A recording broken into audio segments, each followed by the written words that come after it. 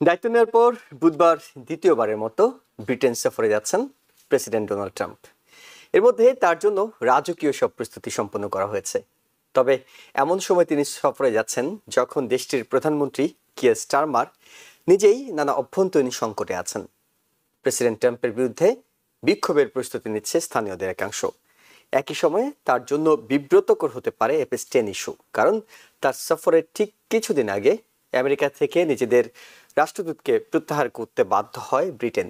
Ambassador Peter ম্যান্ডেলসনকে বরখাস্ত করা হয়েছে, কারণ অ্যাম্বাসেডর এবং জেফ্রি এপস্টাইন এর মধ্যকার পুরনো সম্পর্ক এবং ম্যান্ডেলসনের লেখা ও ইমেলগুলো সামনে আসার পর দুই দেশের সম্পর্কে অস্বস্তিকর হয়ে ওঠে। গাজা ইস্যুতে উল্লেখযোগ্য বিষয় হলো, এ বিষয়ে জাতিসংঘের একটি রিপোর্ট প্রকাশ করা হয়েছে। জাতিসংঘের এক স্বাধীন তদন্ত কমিশনের রিপোর্টে বলা হয়েছে 23 মাসের বেশি সময় ধরে ফিলিস্তিনিদের উপর জাতিগত নিধন চালাচ্ছে ইসরায়েল। তবে এই প্রতিবেদনকে ভুয়া হিসেবে আখ্যা দিয়েছে ইসরায়েল। তারা বলছে হামাসের মিথ্যাচারের উপর নির্ভর করে এই রিপোর্ট তৈরি করা হয়েছে। একই সঙ্গে এই সংশ্লিষ্ট তদন্ত কমিশন দ্রুত বিলুপ্ত করার আহ্বান জানানো হচ্ছে।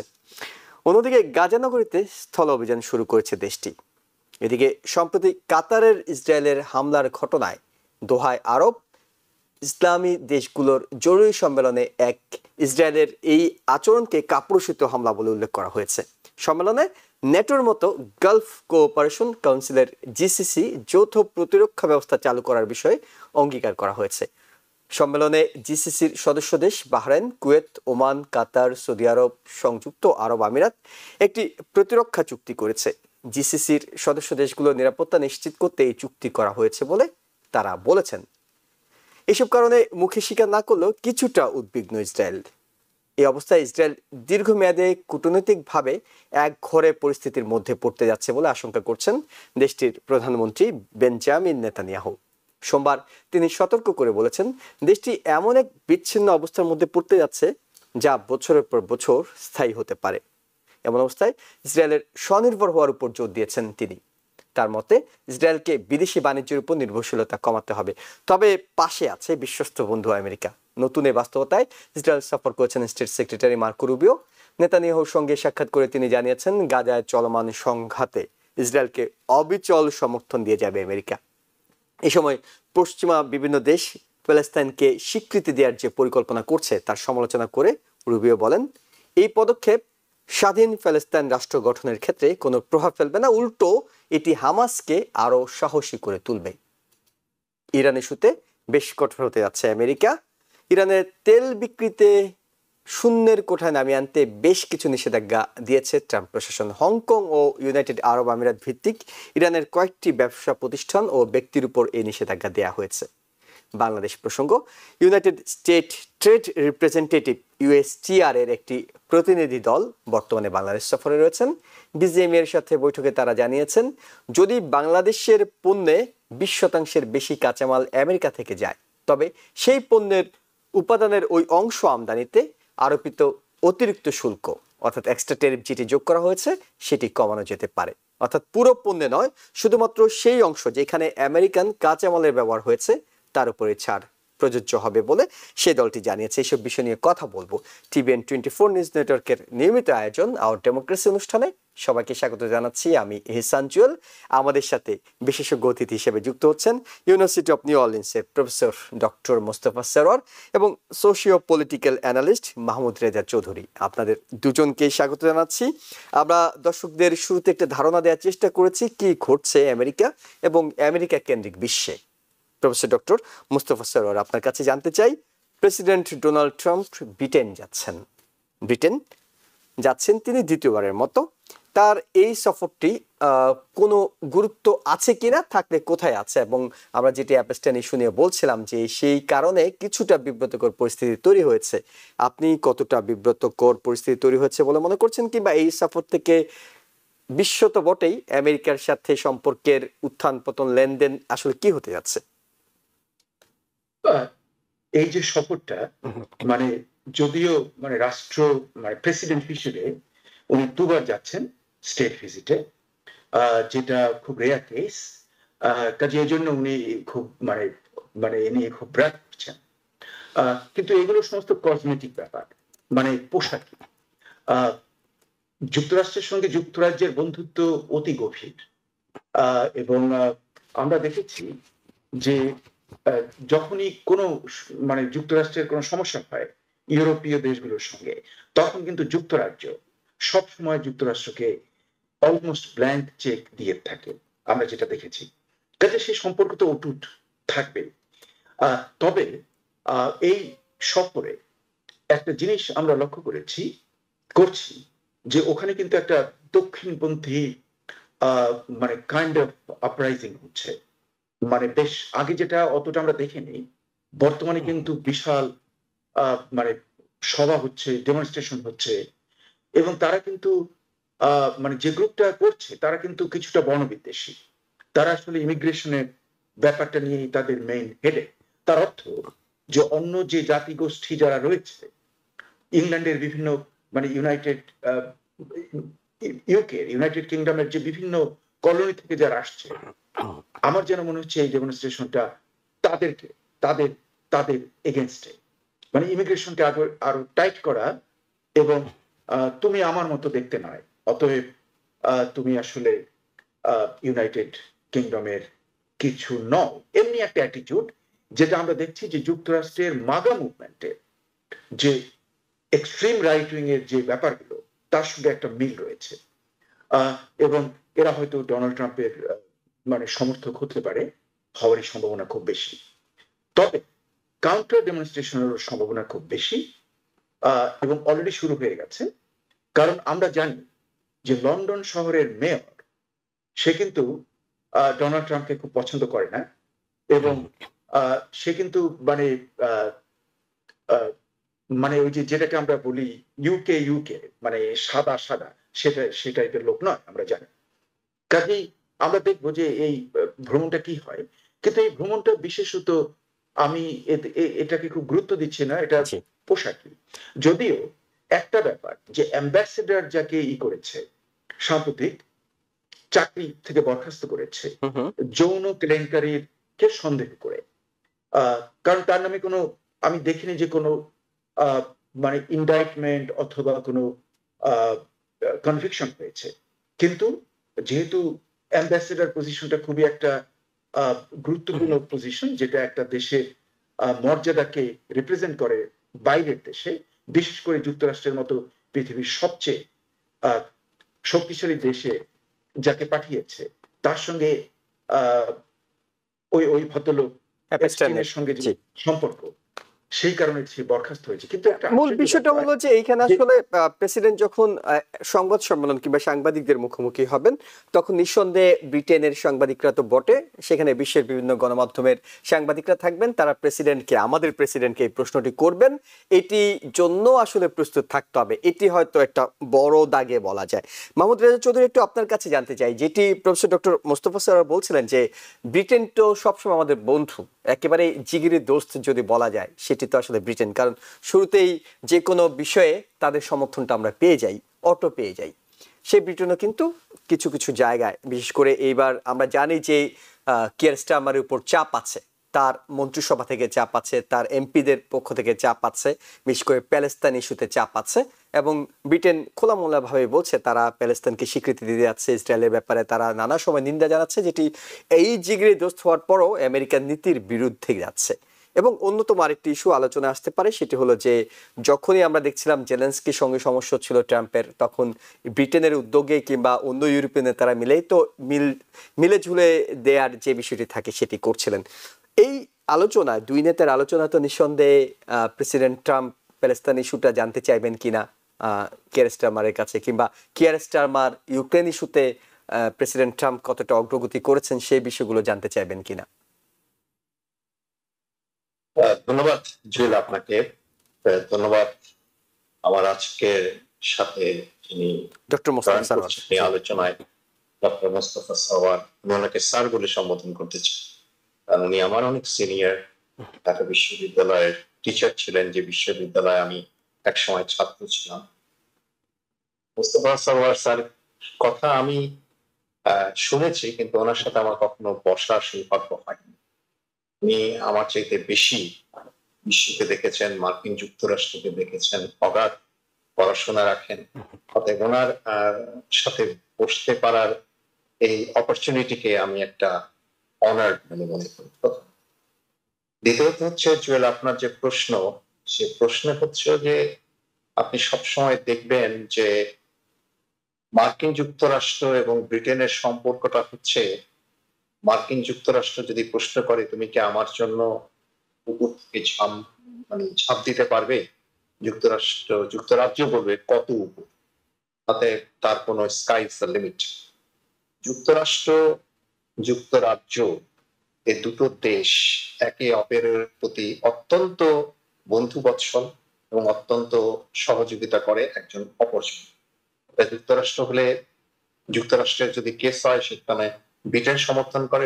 আপনি দেখেছেন ইরান যুক্তরাষ্ট্র যুদ্ধের সময় টনি ব্লেয়ারের কি ভূমিকা ছিল, তো যেটা টনি ব্লেয়ার পরবর্তী পর্যায়ে স্বীকার করেছে যে তার সিদ্ধান্ত অনেকটা ভুল ছিল এবং যুক্তরাষ্ট্রের সাথে সমর্থনে তার অংশগ্রহণ করাটা উচিত ছিল। অতএব এখনো যদি আপনি দেখেন যে ডোনাল্ড ট্রাম্প তো আরেকটু এক্সট্রিম পয়েন্টে থাকেন, উনি আসলে কোনো বিশ্ব জনমতকে উনি কেয়ার করেন, ওনার যেটা মনে হয় সেটাই উনি করেন। উনি হয়তো ধরেই নিয়েছেন যে উনি হয়তো এই সময়কার আপনার দ্বিতীয় হিটলার হবে, এটা হয়তো ওনার একটা মস্তিষ্কের মধ্যে হয়তো সেট আছে। উনি হয়তো দেখবেন যে আগামী 2 বছর বা 3 বছর তার যে ক্ষমতা আছে তারপর উনি ক্ষমতা ছেড়ে যান কিনা সন্দেহ আছে।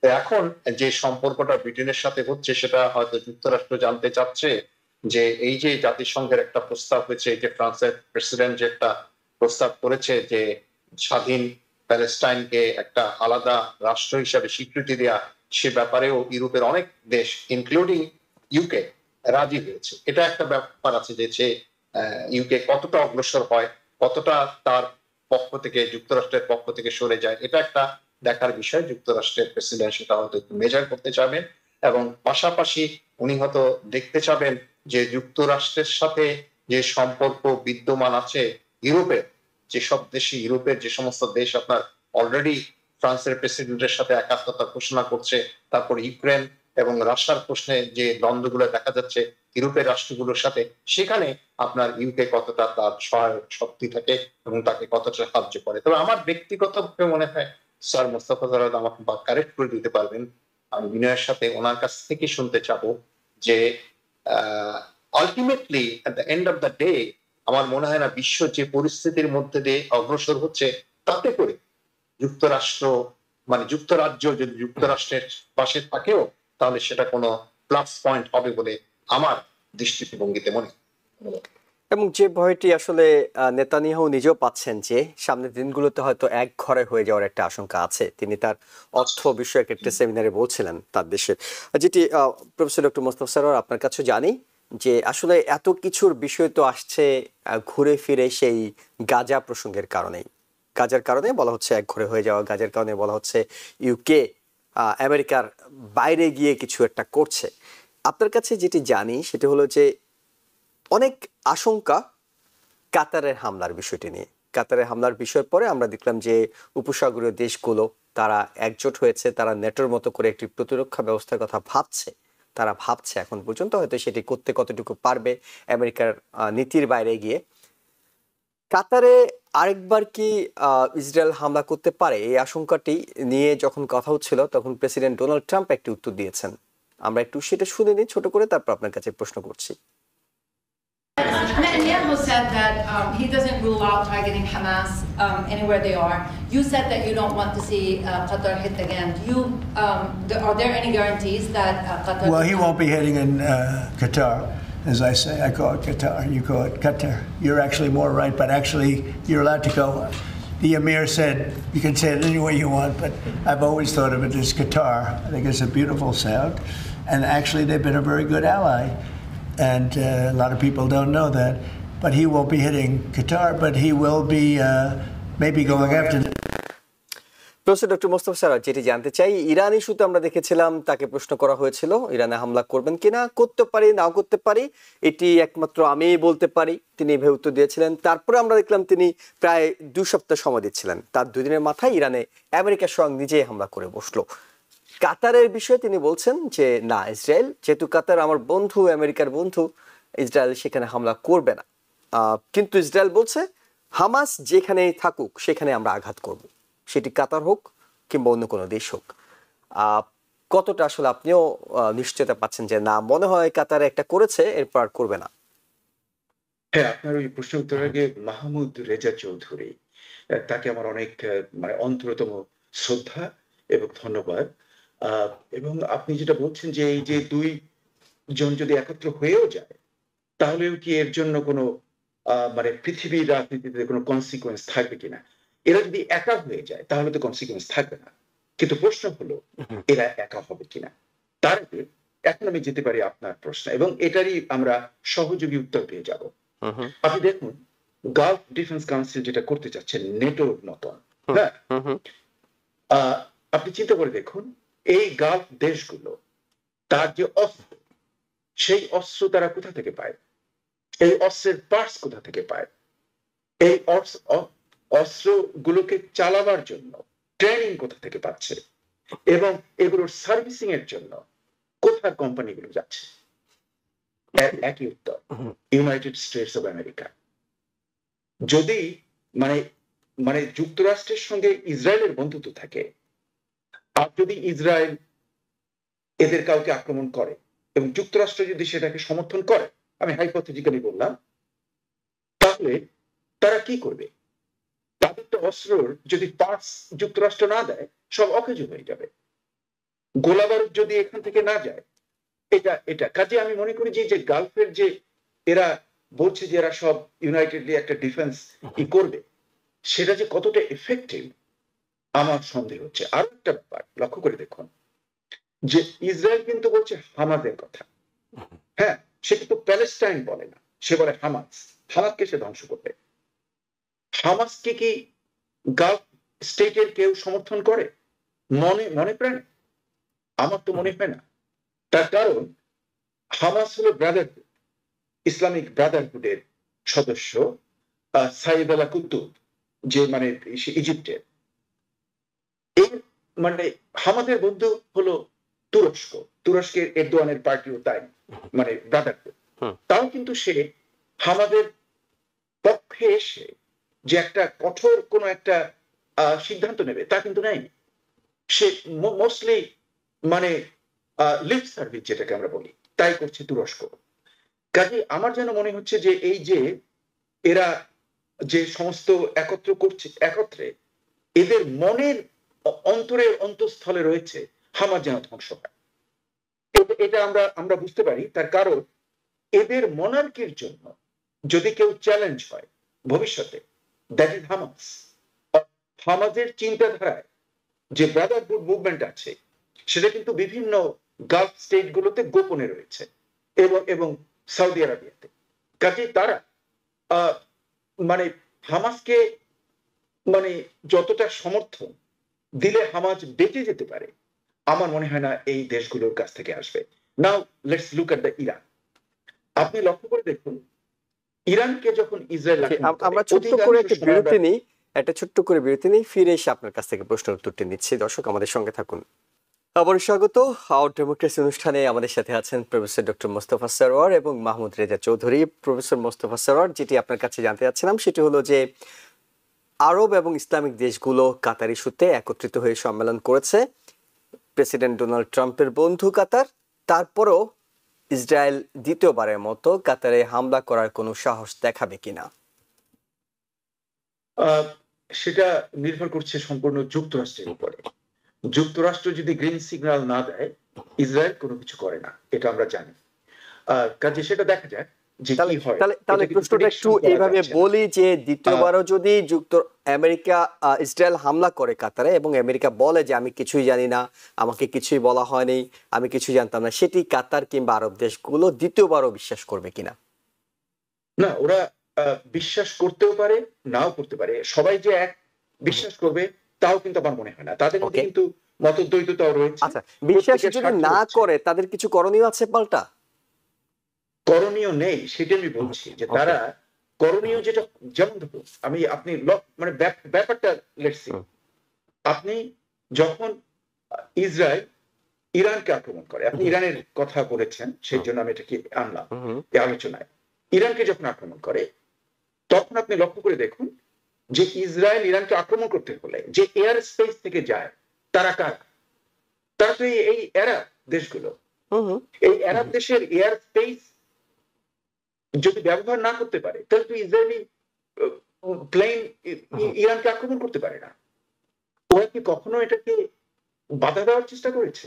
কিন্তু অন দ্য কন্ট্রারি, বিপরীত পক্ষে আপনি লক্ষ্য করে দেখুন, ইরান যখন মানে মিসাইল নিক্ষেপ করে, ক্ষেপণাস্ত্র নিক্ষেপ করে, সেগুলোকে ফেলে দেয় কার?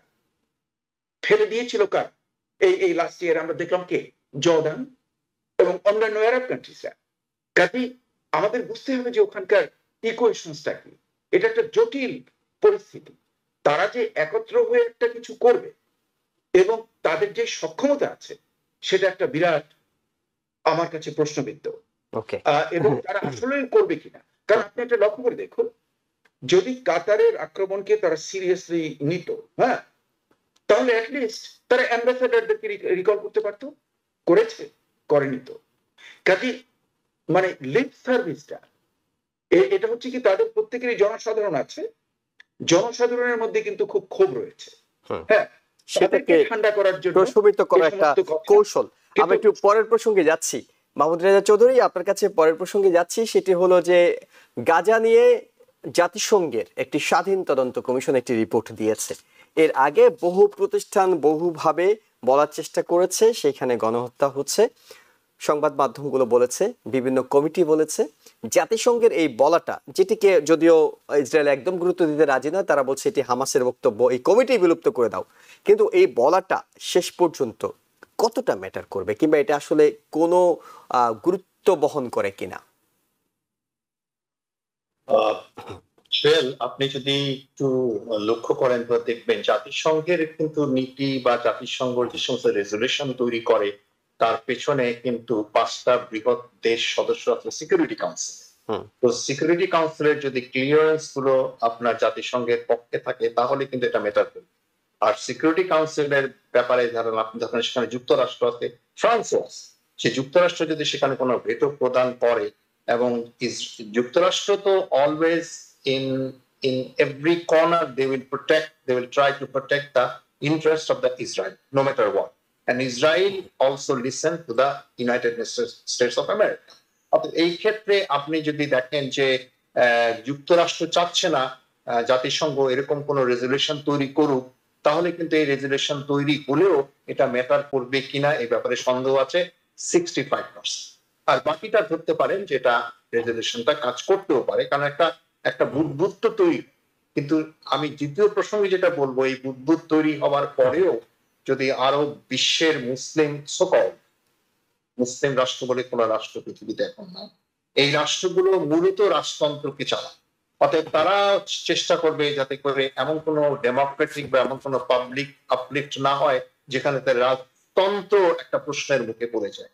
তাদের রাজতন্ত্রকে কে রক্ষা করছে? যুক্তরাষ্ট্র। যেটা প্রফেসর মুস্তাফা সারওয়ার স্যার বললেন যে তারা যে প্রতিরোধ তৈরি করবে, তার প্রতিরোধ করার পিছনে তাদের যে অস্ত্র শস্ত্র প্রয়োজন হবে, সেই অস্ত্র শস্ত্র গুলো আসে কোথা? তার নাকবল্টু আসে কোথা? তার বারুদ আসে কোথা থেকে? তা সবকিছু আসে যুক্তরাষ্ট্র। অতএব যুক্তরাষ্ট্রকে তারা খেপিয়ে বা তাদের রাজতন্ত্রকে একটা চ্যালেঞ্জের মুখে নিয়ে জাতিসংঘের কোন প্রস্তাবে মুসলিম দেশগুলো কতটা একাত্মতা ঘোষণা করবে, একাত্মতা লিপ সার্ভিস দিলে হবে না। স্যার প্রায় এই শব্দটা ব্যবহার করেছেন আজকে 2-1 লিপ সার্ভিস। সেই লিপ সার্ভিসটাই হচ্ছে এখন বিশ্বের একটা বড় সার্ভিস। জাতিসংঘ দিয়ে থাকে সার্ভিস বলেন আর আপনি সেলস সার্ভিস বলেন, মানবতার সার্ভিস বলেন, সবচেয়ে কাজ করছে লিপ সার্ভিস, অ্যাকশনে কিন্তু কেউ। অতএব আমি সেই পরিপ্রেক্ষিতে বলতে পারি যে জাতিসংঘ যে প্রস্তাবটা নিতে যাচ্ছে সেটাকে আমি মনে করি একজন মানুষ হিসাবে, এখানে কোনো ধর্মের প্রশ্ন নাই, একজন মানুষ হিসাবে এটাকে স্বাগত জানাচ্ছে। যেটা মোস্তফা স্যার একটা বলেছেন যে সবাই মধ্যপ্রাচ্যের সব রাষ্ট্রই চায় যে করে হোক আপনার হামাসকে যেন তাদের উপর কর্তৃত্ব বজায় রাখতে না দেওয়া হয়। অতএব হামাসের বিরুদ্ধে একদিকে কিন্তু তারা আছে। অতএব সেই অর্থে যেখানে মুসলিম বিশ্ব বিভক্ত, বিভিন্ন ভাবে বিভক্ত, অতএব তারা কোনো এক প্রশ্নে যেখানে গণতন্ত্র প্রতিষ্ঠা হবে সেই প্রশ্নে কিন্তু তারাও কোনো মতামত দিবে না।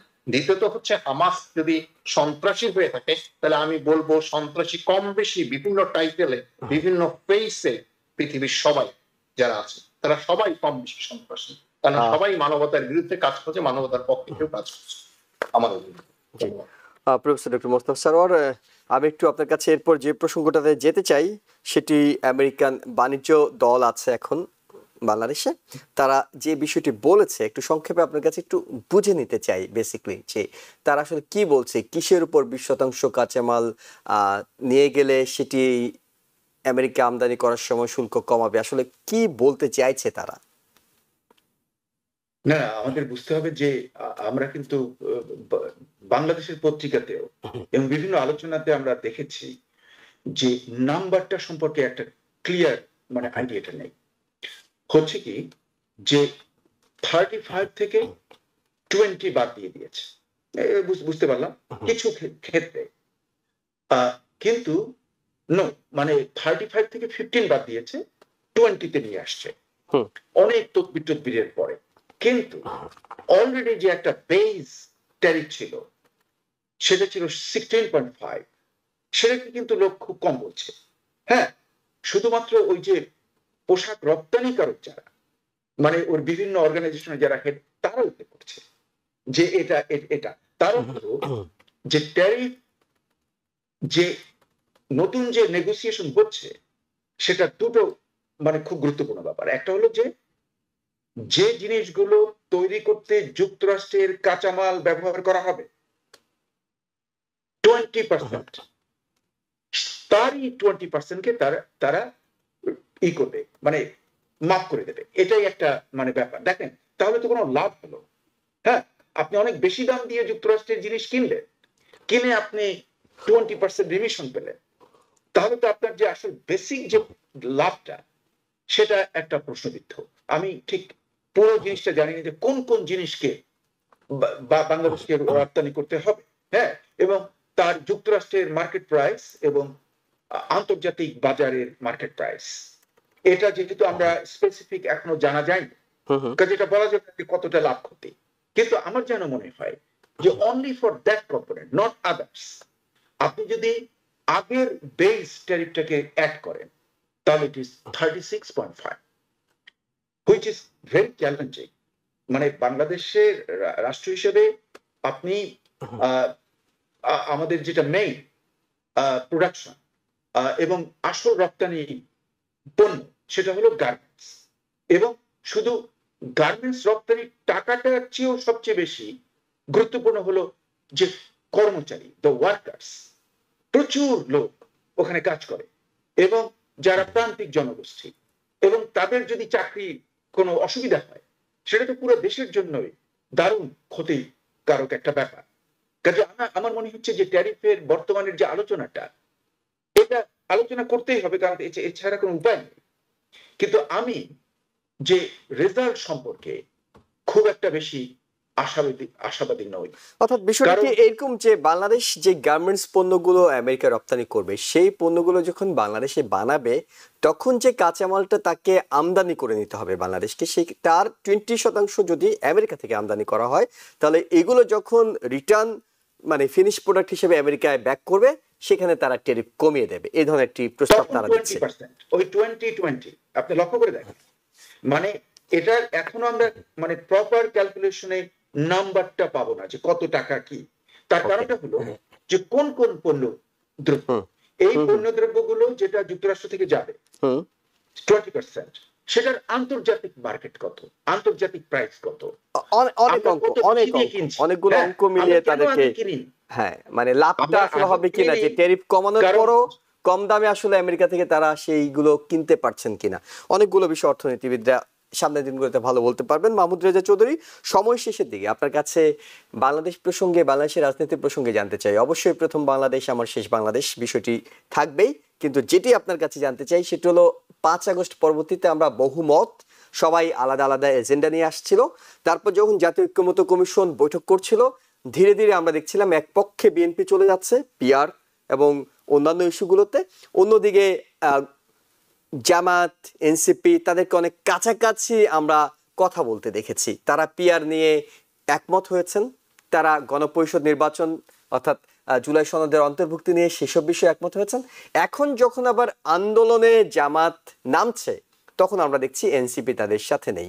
হঠাৎ করে দূরত্ব তৈরি হয়েছে। এটি কি জামাতের কৌশল, এনসিপির কৌশল, নাকি আসলে কেউ একজন সুবিধা নেওয়ার চেষ্টা করছে? কি আসলে বিষয়টা কি হতে যাচ্ছে? কৌশল শব্দটা একটা পজিটিভ ওয়ার্ড, এটাকে সম্মান করে বলা হয়। ধান্দাবাজ শব্দটা বেশি প্রযোজ্য। তো স্যারের সামনে আমি এই বিষয়ে মন্তব্য করতে গিয়ে একটু ভয় পাই, কারণ স্যার আমার চেয়ে তো বেশি দেখেছেন বাংলাদেশকে, জানেন বেশি বাংলাদেশকে। তা আমার সামান্য অভিজ্ঞতা থেকে আমি বলতে পারি যে আপনি দেখেছেন নেপালে কিন্তু 100 বছরের একটা রাজতন্ত্র যখন ধসে যায় 2008 সালে, তারপর থেকে 2025 এই 17 বছরে সরকার পরিবর্তন হয়েছে 13 বার। অসংখ্যবার, 13 বার। অতএব বাংলাদেশের ক্ষেত্রেও যদি তেমন কিছু ঘটে নানা কারণে, আমি আভ্যন্তরীণ কারণগুলোকে পার্ট টু পার্ট ব্যাখ্যা নাই করি, বাংলাদেশেও যদি তেমন কিছু হয়, ধরেন এখন একটা নির্বাচন হলো, তারপর একটা নির্বাচিত সরকার আসলো, সে যেই সরকারই হোক, বিএনপি হোক, জামাত হোক, এনসিপি হোক, বা সবাই মিলে একটা কোয়ালিশন টাইপ হোক, ঝুলন্ত পার্লামেন্ট হোক, সেই পার্লামেন্ট কতদিন ফাংশনাল হবে, কতদিন থাকতে পারবে টিকে, এই ব্যাপারে সন্দেহ আছে। আমার মনে হয় খুব বেশি হলে ম্যাক্সিমাম 1 কিংবা 2 বছর হয়তো তারা শান্তিতে থাকতে পারবে কিনা সে ব্যাপারেও সন্দেহ আছে। কারণ প্রথমত কারণ হচ্ছে আমরা কোনো ব্যাপারেই ঐক্যমতে পৌঁছাতে পারি না। কেন ঐক্যমতে পৌঁছাতে পারি না? যখন আমরা বলি জাতীয় ঐক্য, তখন আমরা না বুঝি জাতীয়, না বুঝি। আমাদের কাছে, যেটা আমি আগেও বলেছি আপনাকে, যে আমার কাছে প্রথম বাংলাদেশ আমার শেষ বাংলাদেশ, জীবন বাংলাদেশ আমার মরণ বাংলাদেশ। এই চেতনা বোধ, এই স্পিরিট, এই মোরাল ভ্যালুস, এই কনসিয়াসনেস, এই রেসপন্সিবিলিটি এন্ড অ্যাকাউন্টেবিলিটি যতক্ষণ পর্যন্ত বাংলাদেশে যারা ম্যাটার করে তাদের মধ্যে না আসবে অ্যাজ এ প্রায়োরিটি, ততদিন পর্যন্ত বাংলাদেশে কোনো শান্তি অন্তত পক্ষে আমি আমার জীবৎকালে দেখবো বলে আমি জানি না। স্যার আমার চেয়ে বেশি বলতে পারবেন এই ব্যাপারে, আমি না বেশি বলি, আমি শুনি স্যারের কাছে। জি মোস্তফা স্যার, আপনার জীবদ্দশায় আপনি শান্তি দেখতে পাবেন কিনা, নাকি শান্তিতে আছেন অলরেডি, সেটা একটু শুনে নি আপনার কাছ থেকে। মাহমুদ রেজা চৌধুরী খুব সুন্দর করে বলেন, তার শব্দ চয়ন আমার খুব ভালো লেগেছে। আপনার দুজনেই সুন্দর করে বলছেন, খুবই খুবই মানে ঠান্ডা মাথায় উনি সুন্দর করে বলেন। এবং আমি তো দেখছি যে ওনার ব্যাকগ্রাউন্ডের পেছনে ওই যে আমার বাংলাদেশের ম্যাপ দেখছি তার ব্যাকগ্রাউন্ডে। কথাটা ওনার ভালো লেগেছে, ওনার কথাগুলো। আমাদের দেশের যে বর্তমান পরিস্থিতিতে আপনার যে প্রশ্নটা ছিল যে এনসিপি কেন করছে এবং আমাদের শান্তি আসবে কিনা, আমার ধারণা যে যদি পিয়ার পদ্ধতি, মানে এটাকে আমি ফার্স্ট ক্লিয়ার করে নেই, যে পিয়ার পদ্ধতি হলে কিন্তু বাংলাদেশের পার্লামেন্ট 2 বছর তো দূরের কথা, আমার তো মনে হয় কয়েক মাস থেকে কিনা আমার সন্দেহ আছে। কারণ আমাদের তো কেনা বেচা হয় খুব, হ্যাঁ, মানে অনেক সময় মানে ওই যে খাসির বাজার কিংবা গরুর বাজারে দামের চেয়েও কমে যায়, মুরগির দাম হয়ে যায়। হ্যাঁ, আপনি লক্ষ্য করে দেখুন যে আমরা যদি অতীতের দিকে তাকাই, তা একটা এক্সাম্পল আছে যে যুক্তফ্রন্ট কিন্তু একত্রে সবাই মিলে ইলেকশন করেছিল এবং অ্যাভালেন্স ভিক্টরি পেয়েছিল, তারা গভর্নমেন্ট ফর্ম করলো। কিন্তু তারপরে সেই গভর্নমেন্টের কি হলো? তারপর তো দেখলাম ওই যে জগন্নাথ হল তখন ছিল লেজিসলেটিভ অ্যাসেম্বলির হল, ওখানে তো স্পিকারকে মেরে ফেললো চেয়ার থ্রো করে। হ্যাঁ, গভর্নমেন্ট কলাপস হয়ে গেল। মানে হোয়াট আই এম টেলিং, যে বাংলাদেশের বর্তমানে, বাংলাদেশ স্বাধীন হওয়ার পরে নির্বাচনে আপনি দেখুন কত পলিটিক্যাল পার্টি যে উইন করে তার ভোট হয় সাধারণত 40%, এরকম হয় প্লাস মাইনাস। তাহলে এখন যদি আমরা পিয়ারে যাই, তাহলে 40% সদস্য নিয়ে আপনি তো সরকার গঠন করতে পারবেন না। তখন আপনাকে নিতে হবে অন্য পার্টনার যারা আসবে তারা তো দর কষাকষি করবে, ওই যে আবার হ্যাঁ অন্য দল বলবে যে আমার পক্ষে আসো, তাহলে তোমাকে আরো বেশি দেবো। হ্যাঁ, তখন অনাস্থা হবে প্রতিদিন অলমোস্ট। হ্যাঁ, মানে ছোট ছোট দলগুলো অনেক কিছু আদায় করার চেষ্টা করবে, গভর্নমেন্টটা হবে অ্যাবসলিউটলি আনস্টেবল। কাজে তখন তো পার্লামেন্টে কোনো কাজেই লাগবে না এবং ওই পথ ধরে চলে আসবে অন্য শক্তি। আচ্ছা, যদি পিয়ার না হয়, যদি রেগুলার নির্বাচন হয়, আমরা অতীতে যেটা হয়েছে, এবং তাতে আমরা দেখেছি যে even 40% till you can get a very large number of parliamentary seats, তাহলে হয়তো গভর্নমেন্ট স্টেবল হতে পারে। অলরেডি যে জিনিসগুলো, কতগুলো জিনিসকে এগ্রি করেছে সবাই।